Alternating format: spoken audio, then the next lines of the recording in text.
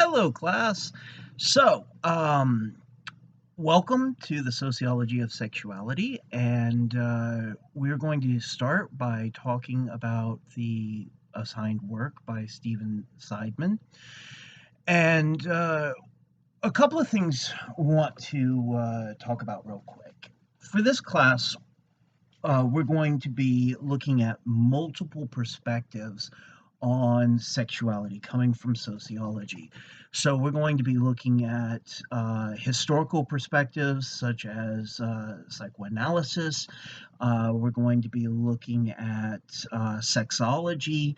We're going to be looking also at the leading contemporary theories of today in sexuality, which are particularly third and the emerging fourth wave of feminism, as well as what is called queer theory. Now, just to be clear, the word queer itself, while it is used and has been reappropriated to mean a positive identification, and oftentimes communities are talked about as being queer communities, queer is also still something that is used as a slur. And so when looking at that word, you need to be careful with how you're using it.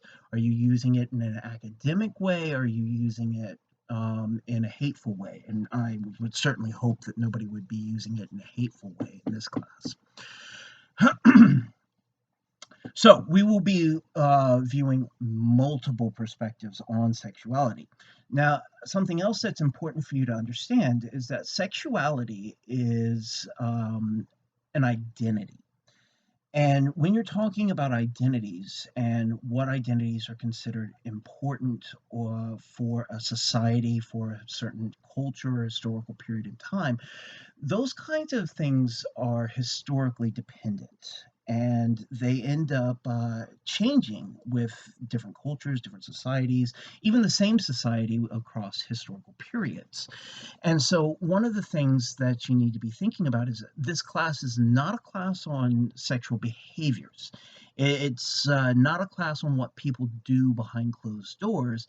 It's a class on how this identity, sexuality, has developed, the kinds of meanings that have been tied to it, how it's been understood. So, let's go ahead and get into this. One of the first distinctions you want to make is between desire, behavior, and identity. Those three distinctions: desire, behavior, identity.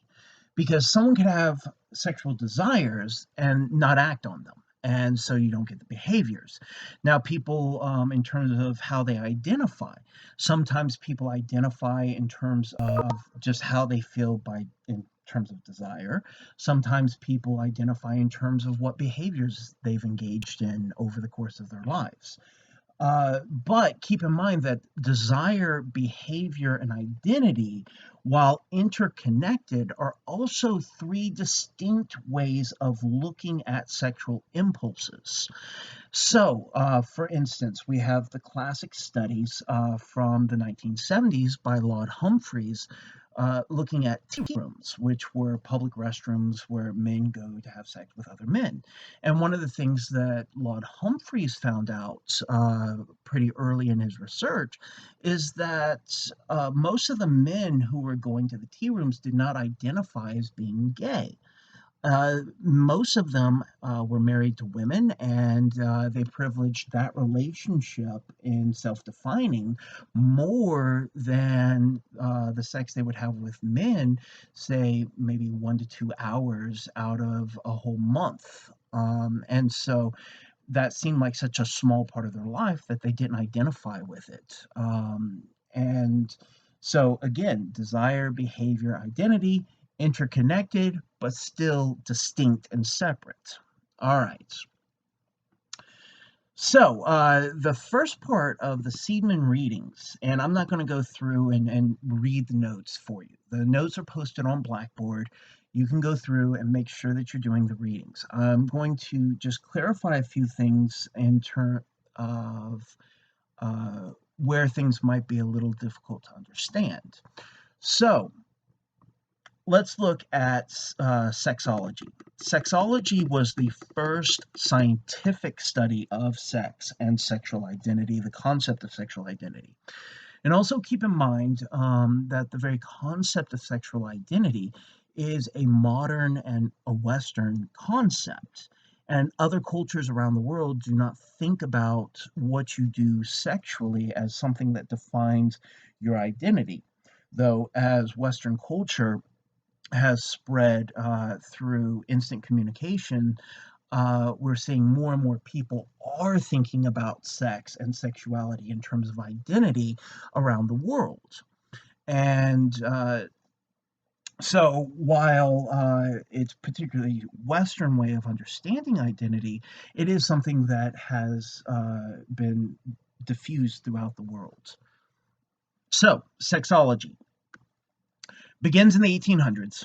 The main ideas, or four main concepts that sexology really kind of orients itself around. The first one being that we are born sexual. Many of our first biological sexual expressions actually occur in utero. And so it's before we're even born where you end up seeing different sexual responses. We also see that sex and sexuality is core to what it means to be human from a sexologist's perspective, and that sex is as basic a need as food and water. Now, here's the thing you have to understand about sexology, because I can hear it now, right? People are going to say, "Well, I can live without sex. I can't live without food or water." So, what are these people talking about? Well, here's what they mean. Sex is one of the main ways that we express social bonds, and the idea that sex is basic a need as food and water is saying that our social needs are just as important as our physical needs to our overall well-being. Okay, so that is what they're trying to get at with that. Also, that sex and sexuality is a major driving force behind all human behavior. Now, what do they mean by that? Well, think about it. When you go out and you buy new clothes, are you looking at yourself in the mirror, trying them on and going, "Oh yeah, this makes me look real ugly," or are you thinking, I look really good in this outfit. I'm going to go ahead and get this. Well, what is the impulse? Why do you want to look attractive? Why do people want to look appealing to other people? Well, it's because of the sexual impulse and the desire to connect with other people sexually, and the fear that if we do not look appealing or luring to other people, that we'll miss out on potential sex. We also see now this part is generally rejected by sexologists in the 20th century, but in the 19th century, sexologists believed that sexuality tended naturally towards heterosexuality. And this would be at the end of the 19th century, beginning of the 20th century. Um, but what they meant by that was that they were still thinking about sex as and the reproductive aspect of sex. And so that's why that they were arguing that heterosexuality was the most common expression of sexuality. But again, keep in mind that even heterosexuality itself is an identity that only has meaning within a particular historical and cultural context. So, also, the sexologists didn't mean this in any kind of moralistic way. They were just talking about probabilities. Now, we end up seeing, though, that Sigmund Freud, who was the Austrian doctor who founded psychoanalysis, and he's generally one of the major figures in the history of psychiatry as opposed to psychology, right? So he was a medically trained scholar. So Freud ended up breaking with sexology. And he ended up arguing that sex is not about procreation, that that was something held over from a Victorian perspective, and it's not even the main impulse for why people approach sex. People don't get on Tinder or Grinder in order to reproduce. They want the pleasure of sex. And so that was one of Freud's main points, is that sex is not about procreation, it's about pleasure. And we should add, it's also about maintaining and forming social bonds. Um, Now, Freud also argued that sex was overly simplified in Western culture, and that sex was actually far more complex and far more a part of our day to day lives than most people in the West realize. For instance, he uses the example of how most Westerners think about sex in terms of genitals, and that genitals are just one part of the sexual experience, that our entire bodies are sexual, and that we engage in foreplay, and we have what he termed erogenous zones. Now, these are zones of the body that are particularly sensitive and can elicit sexual responses. That these things now illustrate that sex is much more than just what we do or don't do with our genitals.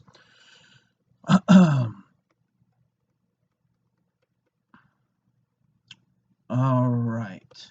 Make sure that you look through the concepts of the psychosexual stages of development, oral, anal, and genital, that are discussed in the readings. Make sure to that you know what it means to be polymorphous perverse.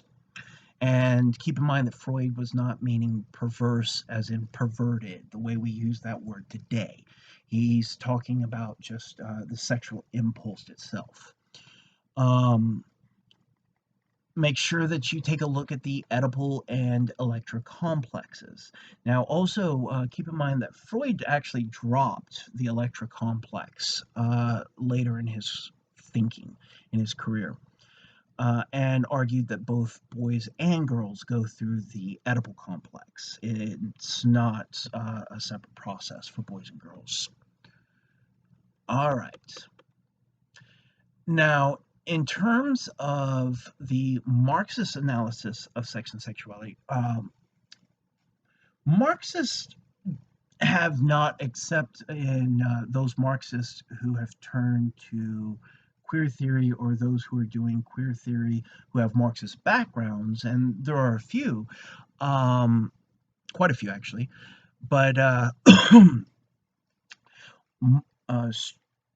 strict Marxist analysis of sex and sexuality is not, there's not a lot out there.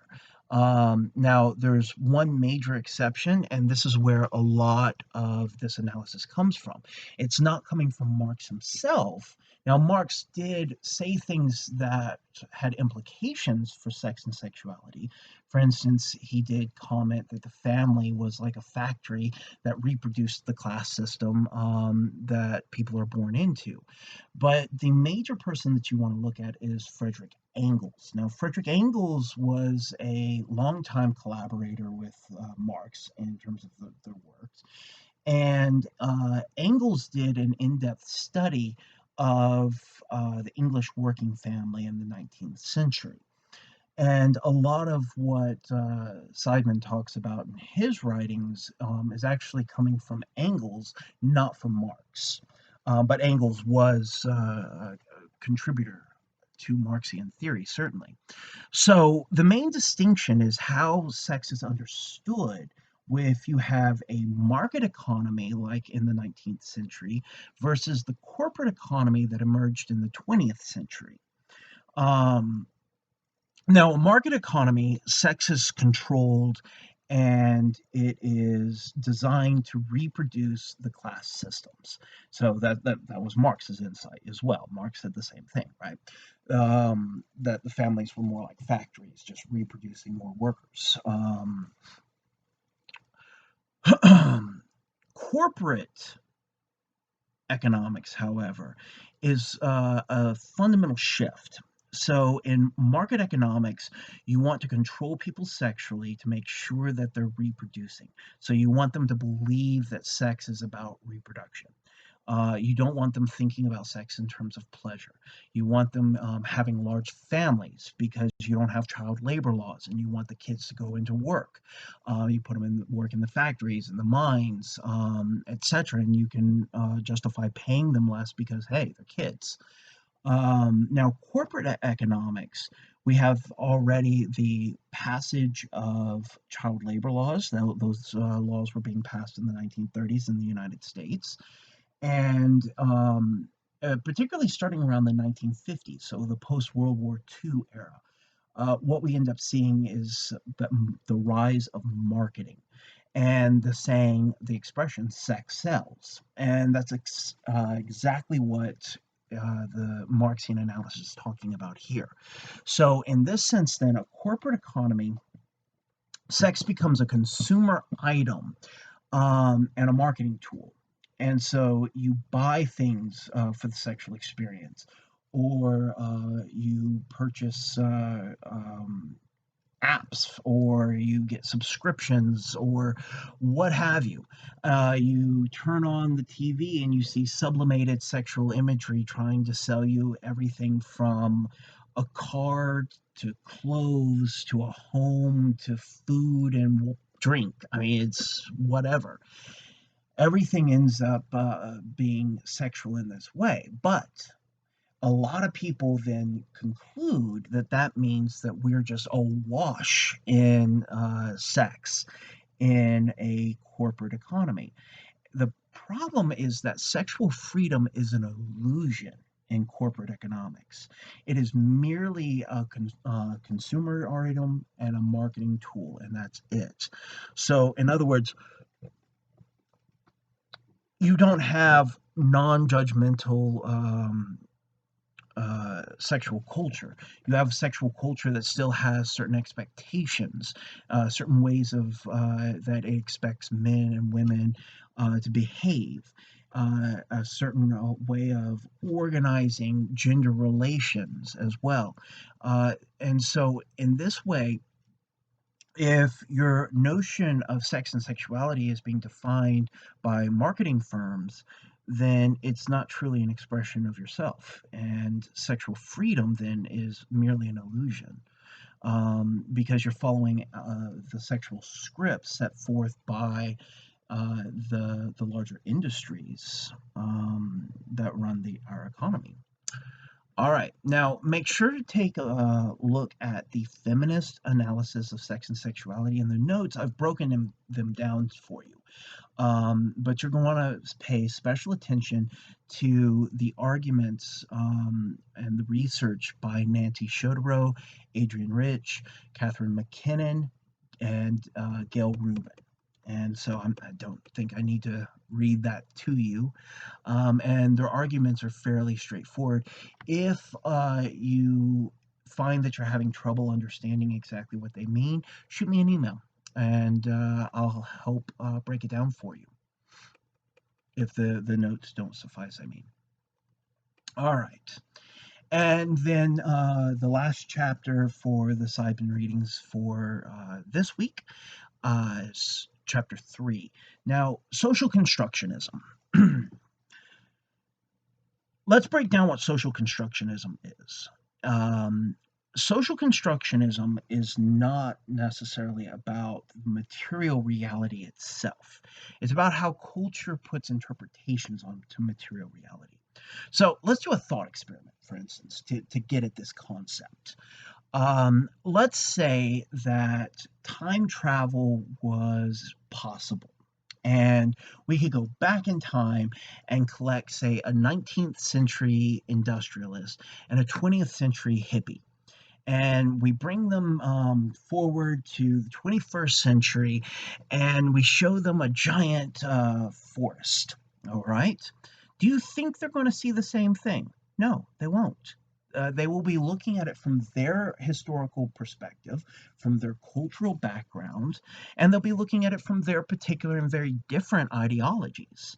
So the industrialist is going to look at the forest and see raw materials to cut down, to put into a factory, to make into goods that can be sold on a market. Whereas the 20th century hippie is going to see the forest and see a shrine to nature that should be preserved for future generations. So, in this sense, both of them are looking at the same material thing, the forest, but the social construction or what that forest means to them is very different depending on their perspective and their backgrounds. So, the same is true across the board. Humans we don't interact with the world directly. We create language that then turns the world into this kind of metaphysical, symbolic realm that we then operate within. And so that's why social constructionism touches on everything. Um, Everything is socially constructed in the sense of what it culturally means. So you will want to make sure that you're paying attention to the names that are listed in the notes. Those names will be on the exam. And so make sure to look at Ira Rice and what he argued, as well as John Gagnon and William Simon. Make sure to look in the readings for Ken Plummer, Jeffrey Weeks. Now, with Jeffrey Weeks, you're going to be coming across something that's going to be discussed time and time again, not only through the Seidman book, but also through the queer theory book.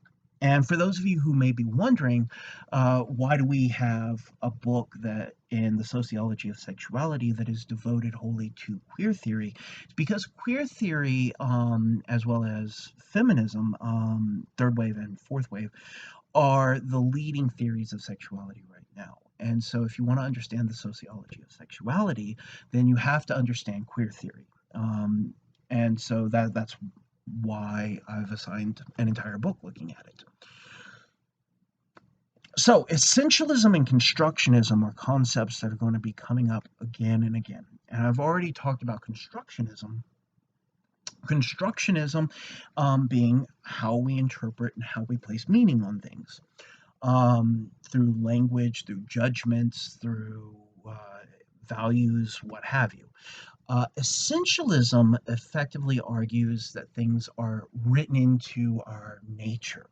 And so, for instance, constructionism would argue that sexuality is an interpretation of sexual desire and behavior that's then imposed on a person in the form of an identity, and that only has currency in a particular culture and historical period, as I've already said. Essentialism would basically argue that things are essentially the case.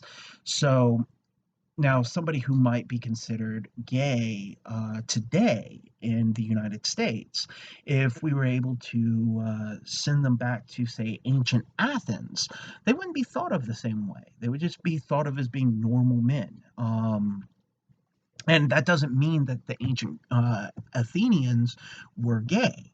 That's not how their culture understood sex. They didn't even have a concept of sexuality as an identity. That didn't even exist until the 1800s. And so sexuality as an identity is actually a relatively new and recent thing. So, essentialism would argue that if somebody is gay in the 21st century, then they're gay in the first century. It doesn't matter that these identities are somehow essential. And well, let's take gender for example. So, essentialists would argue that gender differences are written into our biology, and written into our DNA, our very chromosomes. Uh, Here's the thing, though, is that are there two biological sexes and then also the intersex? Yeah, there are. There's men, there are women, and there are intersexual people who make up approximately 1% of the population who are neither male nor female or both male and female, depending on how you look at it. Um, Now, an essentialist would argue that gender differences would have to be the same across cultures and across historical periods. And that's simply not what we find. Gendered expectations vary wildly. For instance, if we were to just look at agricultural societies, there's a huge difference in terms of who's expected to do the farming. Some cultures think of farming as being women's work, while other cultures think of farming as being men's work.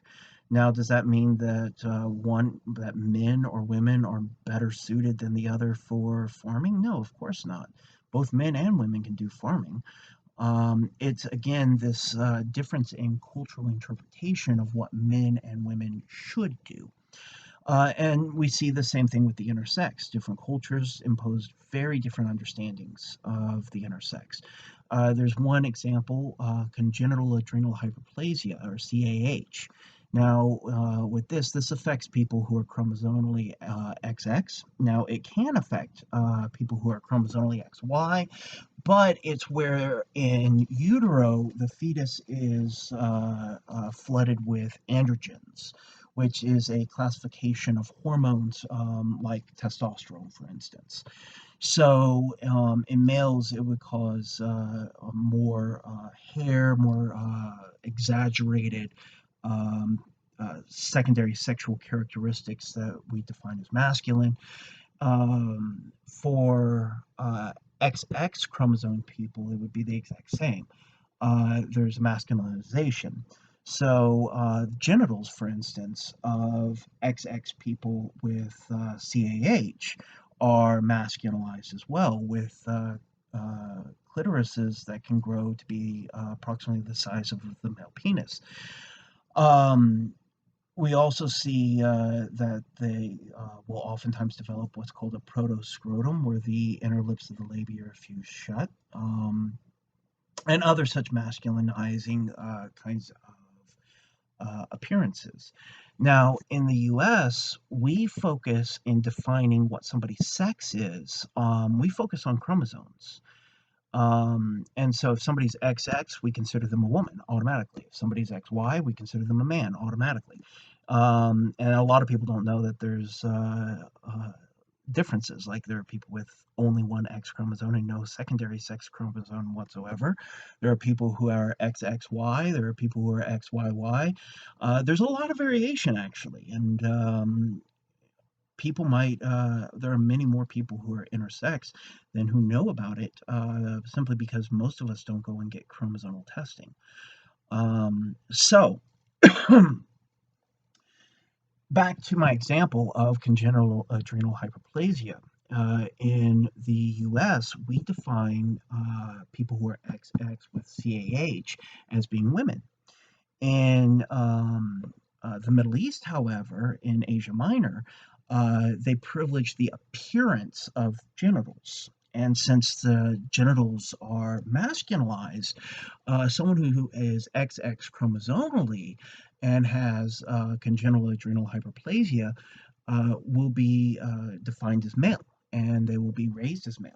And so we see even in this instance that this idea that things are just written into our DNA is not entirely the case. Now, that's not to say that genetics do not play a role. They do. And we see things like gender expression, what people identify with in terms of gender, sexual desire, and proclivities as being connected to genes and genetics. But keep in mind that genes influence us, they do not dictate who we are, they influence who we are. So, all right. Make sure to look at some of the history that's also discussed in chapter 3 by major figures like John D'Amelio, George Chauncey. These are really important historians. And so make sure to take a look at those parts and their work. particularly in the formation of first gay communities and a solidified modern sense of a gay identity as developing out of veterans coming home from World War II. That's where we see a lot of the first gay communities in cities across America's beginning. Now, also make sure to look at Michel Foucault. Now, Foucault is one of those rare thinkers who comes along every generation or two and just has a huge impact on how people across many different disciplines think about things. So Foucault makes a statement: sexuality created sex.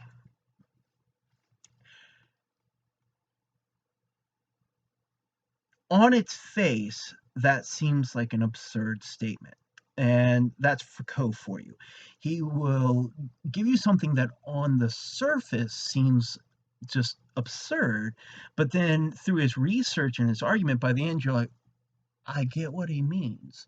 So it might be more helpful to think about it this way: sex was not thought of as anything other than a behavior until the end, really, of the 19th century.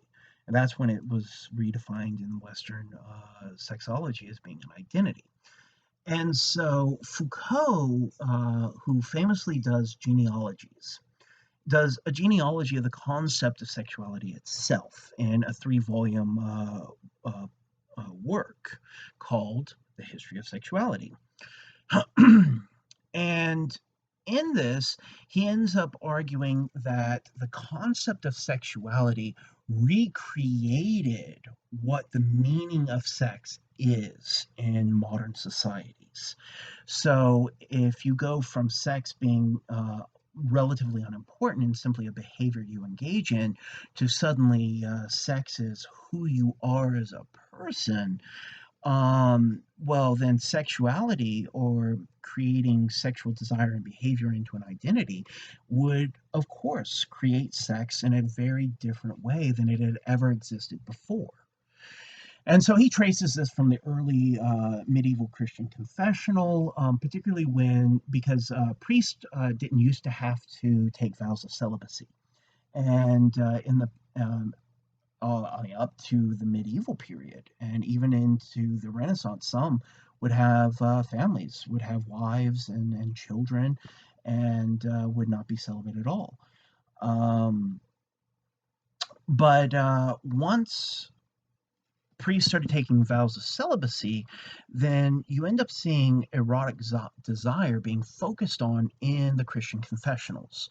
And so now sexual behavior becomes wrapped up in moralizing.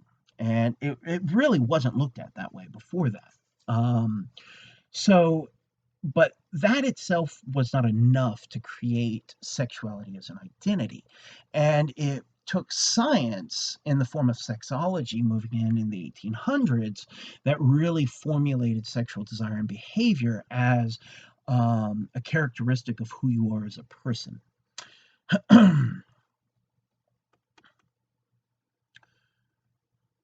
I'll give you an example.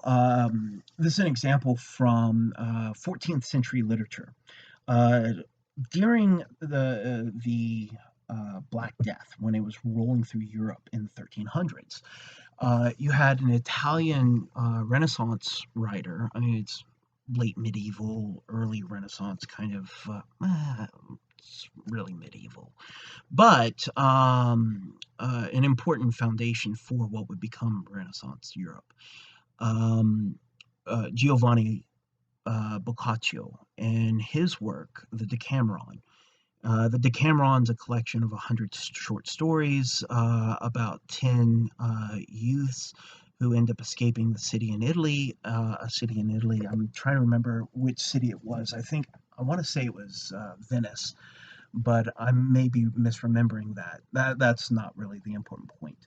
They end up going to the countryside to get away from, try to get away from the disease, and each one tells a story every day for 10 days. So 10 people telling a story every day for 10 days, that's 100 stories. Well, there is one story in particular, and this book, the Decameron, is pretty important in the history of literature in general, in Western literature. It was very influential to Chaucer, for example, in Canterbury Tales, before he wrote Canterbury Tales. But the story is about this woman who is complaining about her husband. And one of the things that she says in her complaining about him is that he prefers a wooden shoe to a velvet glove. Now, that's 14th century euphemism for saying that he prefers having anal sex with other men than he does having vaginal sex with women. What's interesting about this, though, is not only that she is talking about this in terms of desire and behavior, not identity, but also because her complaint is not that he is having sex with men. That's not her issue at all. Her issue is that he refuses to have sex with her. And so you can see how in the way that sex was being talked about and being discussed at this point in time was very different from how we think about it today, right? In modern sense of identity. Now, also another major figure who now Foucault died in 1984. Judith Butler, who was influenced by Foucault. She's a part of third wave feminism, post-structural feminism, if we want to get really specific. And she's also a queer theorist, and so a major, major figure in queer theory. And in the 90s, she wrote an incredibly influential book called Gender Trouble, where she argues that gender and sexuality are performative. Now, by performative, she doesn't mean the same thing as people are putting on an act, because these are things that we understand in the modern sense as identities. We internalize them, and then we internalize the expectations our society puts on those identities, and then we act out those expectations with our own twist to them, right? And so she's not saying that all men act the same, or all women act the same, or all intersex people act the same, or all gay people or straight people, or yada yada yada. No, that's not what she's saying at all. She's saying that there are multiple scripts, and we end up performing these identities using symbols, and like how we dress, how we fashion ourselves in general, how we speak, how we hold our bodies, our body language, all of these kinds of things communicate information that is then interpreted through the lens of gender and sexuality. But that's not to say that we're not being authentically ourselves at all, because we internalize these performances and they become who we are, or a part of who we are. And not only that, but those who are non-normative in their gender or sexual expression, we can see how this works as a performance. Because if someone's non-normative, then they face heavy social sanctions. And these social sanctions can be something simple like just, a dirty look from somebody out in public, all the way out to being hunted down and murdered, as is going on right now in the country, particularly with Black trans women. And so these kinds of things end up illustrating how seriously people take these identities, and how seriously they take the imposition of these identities on other people, and then will act in some oftentimes horrific ways just because they perceive somebody to be non-normative. Now, she argues that ultimately the performativity of gender and sexuality produces a couple of things. Sexual and gendered ideologies end up perpetuating the status quo, or what is considered heteronormativity. Now, heteronormativity is not just the expectation that everyone around you is heterosexual. That is a part of it, or that everyone around you is cisgendered instead of transgendered, though that is a part of it.